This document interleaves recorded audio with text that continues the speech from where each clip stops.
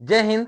मैंने आप लोगों को अभी तक संयुक्त सूक्ष्मदर्शी को खूब अच्छी तरीके से समझा दिया, खूब मजेदार तरीके से, बहुत मजा आया था उसमें समझने में।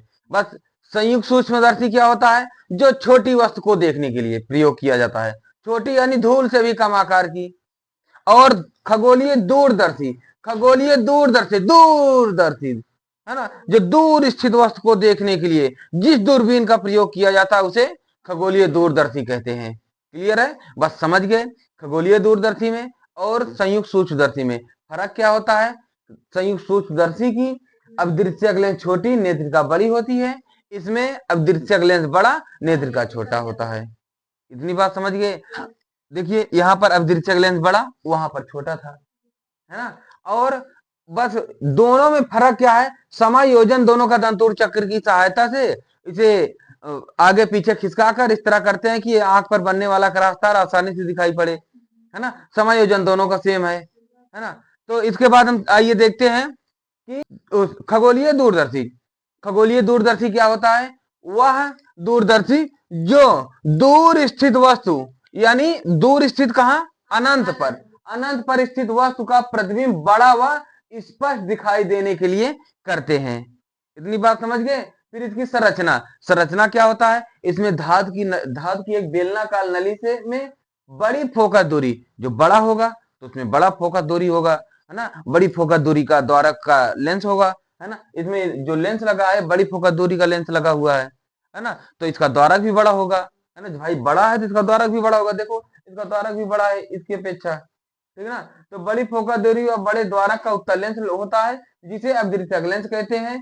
तथा नेत्रिका, ये नेत्रिका की तरफ रखी, मतलब आंख हमारी यहीं रहेगी और वस्तु की तरफ पीछे करेंगे, है ना। तो नेत्रिका की तरफ रखी छोटी द्वारक का लगी उत्तल लेंस को नेत्रिका कहते हैं, है ना।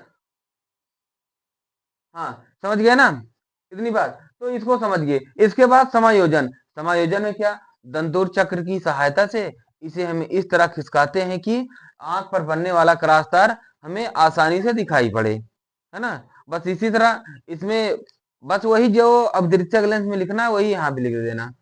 क्लियर है ना? बस यही जो समझे हो कि भाई देखो दंतोर चक्र की सहायता से आगे पीछे खिसका कर कि आंख के पर जो बनने वाला, आंख पर क्रॉसतार जो बनने वाला है वो आसानी से दिखाई पड़े।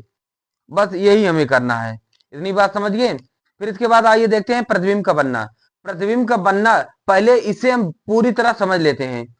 देखिए प्रतिबिंब का बनना बहुत इंपॉर्टेंट होता है, सबसे महत्वपूर्ण यह होता है प्रतिबिंब का बनना।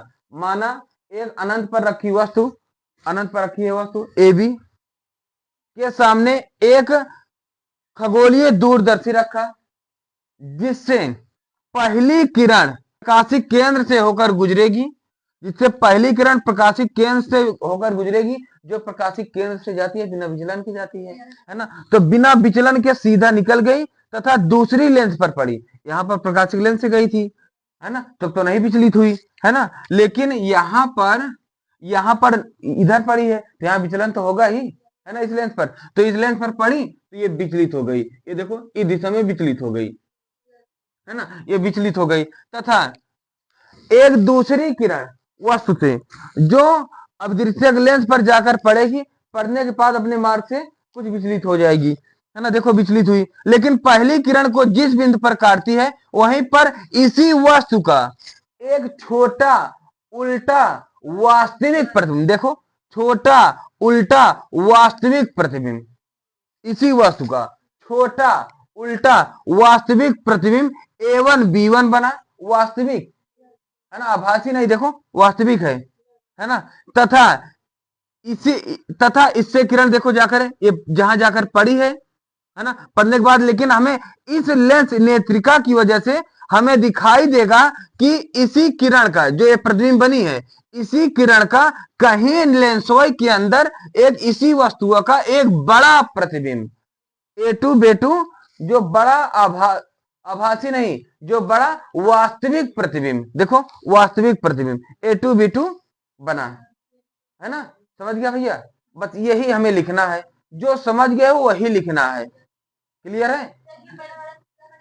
सी उल्टा है, उल्टा है, देखो उल्टा है ना, ये देखो वस्तु से उल्टा है ना, देखो उल्टा है ना। बस इसमें देखो यहाँ पर नेत्रिका द्वारा बना बीटा दिख रहा है ना, चूंकि वस्तु भी यहाँ दिखेगा, इस वस्तु से कोण जो बनी है अल्फा, तो इसी तो यही तो यहाँ आई है अल्फा कोण, तो यहाँ हमें ज्यादा दिक्कत की सामना नहीं करना पड़ेगा, है ना, इतना जल्दी बना लो।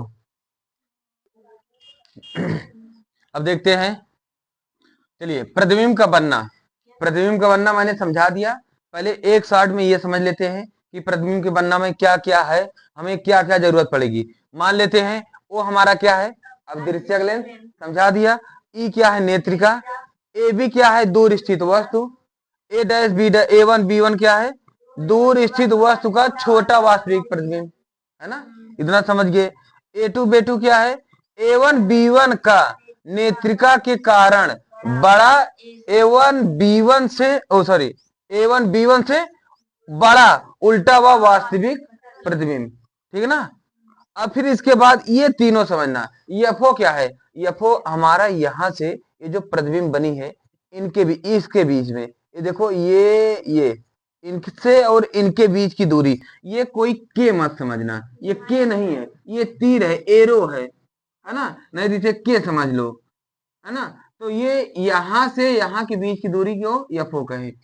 अब जो ये हमारी नेत्रिका है, नेत्रिका से इसी प्रतिबिंब के बीच की दूरी को यूई कहते हैं, ये यू है यूई, और तथा नेत्रिका से इसी वस्तु का एक बड़ा प्रतिबिंब ए1 बी1 का दूरी जो होगा ये स्पष्ट दृष्टि की न्यूनतम दूरी होगी, है ना। बस हम इसी तरह हम आवर्धन क्षमता निकाल लेंगे, आराम से निकाल लेंगे। अगर हम इसमें डिफिनीशन बनाना चाहे, मैंने जो बोला है वही बना लेना, वही वैसे कह लेना कि माना दूर स्थित एक वस्तु का, दूर स्थित एक वस्तु ए बी जिसके सामने कोई अदृश्यक लेंस ओ रखा, अदृश्यक लेंस से पहली किरण बिना विचलन के सीधा प्रकाशिक केंद्र से गुजर जाएगी तथा नेत्रिका के किसी बिंदु पर जाकर पड़ेगी, तथा दूसरी किरण जो अदृश्यक लेंस के किसी बिंदु पर पड़ेगी तथा वो अपने मार्ग से कुछ विचलित हो जाएगी, लेकिन पहली किरण को किसी बिंदु पर काटती है जहां पर इसी दूर स्थित वस्तु का छोटा तथा उल्टा वास्तविक प्रतिबिंब A1 B1 प्राप्त होता है, ठीक है। लेकिन इसी वस्तु का नेत्रिका के कारण इसी वस्तु का एक बड़ा A1 B1 से बड़ा A2 B2 प्रतिबिंब प्राप्त होता है जो उल्टा व वास्तविक होता है ना। इनके बीच की दूरी इस प्रदेश की न्यूनतम दूरी है। इतना लिखने के बाद फिर इसको हम लिखते हैं आवर्धन क्षमता। अगर डिफिनीशन नहीं बना पा रहे हो तो इसी यही लिख लेना। अरे बहुत अच्छी बात है ना, तो इतना लिख लोगे, इतना जो समझे हो, है ना। फिर इसके बाद इसे जो समझे वही डिफिनीशन बना लो, ये तो तुम्हारे लिए बहुत अच्छी बात है ना। तो समझना जरूरी है, बस क्या समझे देखो पूरी तरह, बड़ी आसान है ना। देखो ए बी एक वस्तु है, इससे पहली किरण जो प्रकाशिक केंद्र से गुजरी है, जो बिना विचलन के सीधा जाकर लेंस पर पड़ी है ना। अब यहीं भी प्रकाशिक केंद्र से होती तो बिना विचलन की निकलती, लेकिन ये किसी दूसरी बिंदु पर पड़ी है तो विचलन होगी ना, विचलन हो गई, है ना। इसी तरह दूसरी किरण जहां पहली किरण को काटी है वहीं पर प्रतिबिंब A1 B1 का निर्माण हुआ। इतनी बात समझ गए ना, क्लियर है। चलिए अब इसको हम ध्यान देते हैं आवर्धन क्षमता। देखो यहाँ पर दिख रहा है आवर्धन क्षमता, हम यहाँ लगा दें